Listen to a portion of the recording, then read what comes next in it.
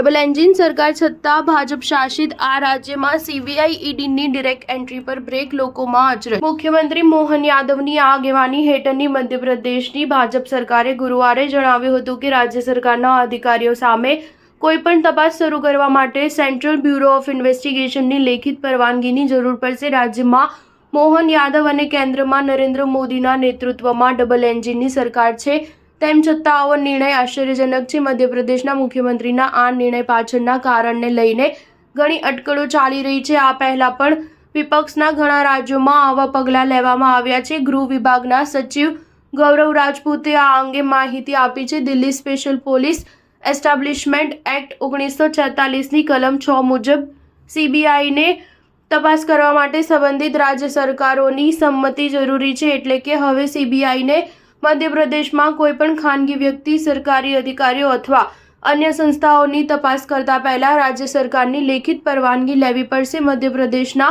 ગૃહ વિભાગે આ અંગે એક નોટિફિકેશન બહાર પાડ્યું છે। નોટિફિકેશન મુજબ આ નવી સિસ્ટમ 1 જુલાઈથી અમલી માનવામાં આવશે।